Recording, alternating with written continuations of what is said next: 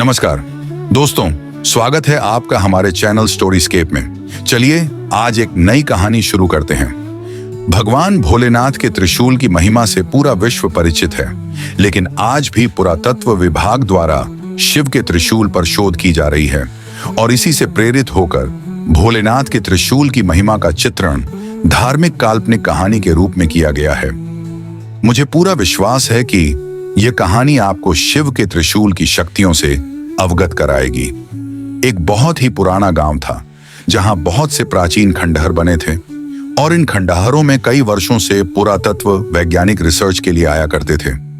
वैज्ञानिकों को इस गांव से हिंदू संस्कृति से जुड़ी कई प्राचीन वस्तुएं प्राप्त हुई थी। इसीलिए यह गांव प्राचीन हिंदू सभ्यताओं की खोज के केंद्र के रूप में जाना जाता था। लेकिन उनकी खोज अभी तक अधूरी थी, क्योंकि वह धार्मिक ग्रंथों में बताए गए अस्त्र शस्त्रों की खोज में लगे हुए थे। एक बार उसी गांव के मैदान में बच्चे फुटबॉल खेल रहे होते हैं। अचानक उनकी फुटबॉल एक गड्ढे के अंदर चली जाती है। गड्ढा काफी गहरा था, इसलिए बच्चों की हिम्मत उस गड्ढे के अंदर जाने की नहीं हो रही थी। तभी गांवों में एक फेरी वाला कपड़े बेचने आता है। बच्चे उसे रोक लेते हैं और उससे अपनी फुटबॉल निकालने की जिद करने लगते हैं। फेरी वाला बच्चों की जिद मानकर गड्ढे के अंदर घुस जाता है। अंदर बहुत अंधेरा था, जिस वजह से उसे कुछ दिखाई नहीं दे रहा था। वह अंदाजे से नीचे उतरता जा रहा था। अचानक उसका पैर फिसल जाता है और वह गड्ढे के अंदर जाकर फंस जाता है। फेरी वाला दर्द से चीख उठता है और उसकी आवाज सुनकर आसपास के लोग गड्ढे के पास जमा हो जाते हैं और सभी उसे निकालने की कोशिश करने लगते हैं। फेरी वाला किसी चीज से अटक गया था और उसके पैर की हड्डी टूट चुकी थी, जिसके कारण वह खड़ा नहीं हो पा रहा था। उसे निकालने के लिए सरकारी बचाव दल को बुलाया जाता है। बचाव दल के अधिकारी इलेक्ट्रिक गैजेट्स के साथ गड्ढे अंदर प्रवेश करते हैं। उनके पास तेज रोशनी की टॉर्च होती है, जिससे वह गड्ढे के अंदर सभी चीजों को साफ साफ देख पा रहे थे। वह जितने नीचे उतरते जा रहे थे, उतना उन्हें सांस लेने में परेशानी हो रही थी। जैसे ही वह फेरी वाले के करीब पहुंचते हैं, फेरी वाला एक बहुत बड़े लोहे के स्तंभ में फंसा होता है। अधिकारी उसे बड़ी मुश्किल से रेस्क्यू करके गड्ढे के बाहर ले आते हैं, लेकिन गड्ढे के अंदर लोहे का स्तंभ उन्हें विचलित कर रहा था, क्योंकि गड्ढे के आसपास कोई घर नहीं था। फिर इतना बड़ा लोहा कहां से आया?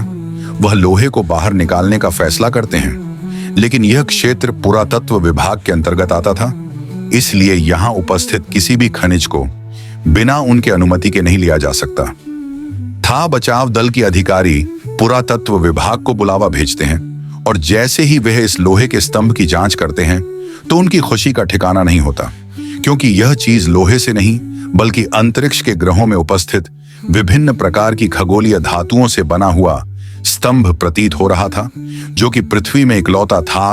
उस धातु के गहन अध्ययन से उन्हें इस बात का एहसास हो चुका था कि यह जरूर हिंदू संस्कृति से संबंधित कोई विशाल अस्त्र हो सकता है। स्तंभ का आकार बहुत विशाल था, जिसे निकालने के लिए बड़ी बड़ी मशीनें लगाई जाती हैं और स्तंभ को निकालने की जद्दोजहद शुरू हो जाती है। उस गड्ढे के आसपास हजारों की तादाद में लोग जमा हो जाते हैं। सभी उत्सुकता से गड्ढे की तरफ देख रहे थे। खनिज विभाग के अधिकारी पूरी मशक्कत के साथ स्तंभ को निकालने में लगे होते हैं। खुदाई करते हुए 38 घंटे गुजरते ही अचानक स्तंभ का आखिरी छोर इनके हाथ लग जाता है और जैसे ही हाइड्रोलिक मशीन की सहायता से स्तंभ को बाहर खींचा जाता है, वहां उपस्थित लोग जय भोलेनाथ के नारे लगाने लगते हैं, क्योंकि यह स्तंभ भोलेनाथ के त्रिशूल की तरह प्रतीत हो रहा था, जिसकी पुष्टि पुरातत्व वैज्ञानिकों द्वारा की जाती है। वैज्ञानिकों के हाथ में बहुत बड़ी सफलता लगती है, क्योंकि वह हिंदू संस्कृति के प्रतीकों का शोध कई वर्षों से कर रहे थे और उन्हें आज तक इतना बड़ा जीता जागता उदाहरण नहीं मिला था। लेकिन आज उनकी यह खोज पूरी हो चुकी थी। त्रिशूल को अनुसंधान केंद्र में ले जाया जाता है। त्रिशूल मिलने की खबर से पूरे विश्व में जिज्ञासा पैदा हो चुकी थी। सभी जानना चाहते थे कि त्रिशूल वाकई भोलेनाथ का है या यह कोई सामान्य ढांचा है। त्रिशूल की रिसर्च करने के लिए कई देशों से वैज्ञानिकों को आमंत्रित किया जाता है।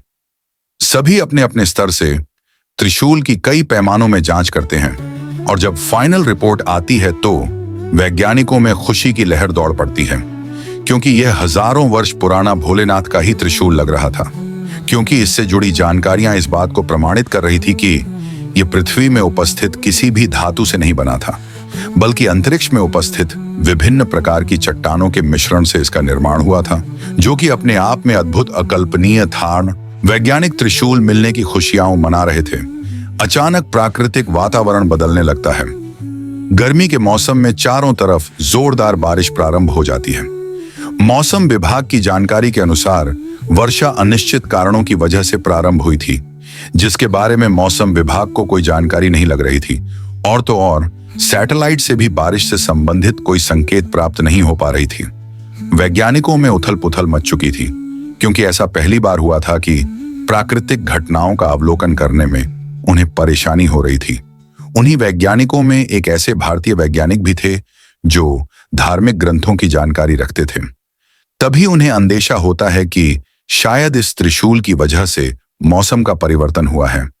वह सभी से कहते हैं, कहीं ऐसा तो नहीं कि यह त्रिशूल जिस जगह पर उपस्थित था उसी वजह से प्राकृतिक संतुलन बना हुआ था और हमने त्रिशूल को उसकी जगह से हटाकर इस संतुलन को बिगाड़ दिया। भारतीय वैज्ञानिक की वजह से त्रिशूल के बारे में बहुत सी जानकारियां इकट्ठा हुई थीं, इसलिए सभी वैज्ञानिक इनकी इस बात को गंभीरता से लेते हैं और त्रिशूल को वापस उसी जगह ले जाने का फैसला करते हैं जहां से वह इसे निकाल कर लाए थे, और दोबारा मशीनों की मदद से त्रिशूल को उठाने का प्रयास किया जाता है। लेकिन त्रिशूल का वजन बढ़ चुका था और बड़ी बड़ी मशीनों से भी त्रिशूल को हिला पाना संभव नहीं हो पा रहा था। वैज्ञानिक चिंतित हो जाते हैं। उन्हें कुछ समझ में नहीं आ रहा था, क्योंकि यह त्रिशूल इन्हीं मशीनों की मदद से लाया गया था और अब यह हिलने का नाम नहीं ले रहा।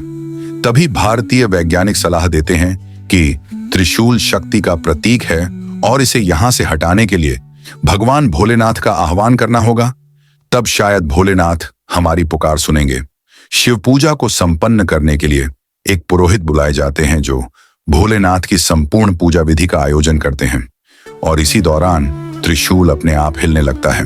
उसे हिलता देख वैज्ञानिक हाइड्रोलिक मशीन से त्रिशूल को उठाने का आदेश देते हैं और अगले ही पल त्रिशूल एक पेड़ के पत्ते की तरह उठ जाता है। शिव की महिमा देखकर सभी वैज्ञानिक दंग रह जाते हैं। सभी हाथ जोड़ते हुए भोलेनाथ को प्रणाम करते हैं और जैसे ही त्रिशूल को गड्ढे में वापस प्रवेश करवाया जाता है, अचानक बारिश रुक जाती है।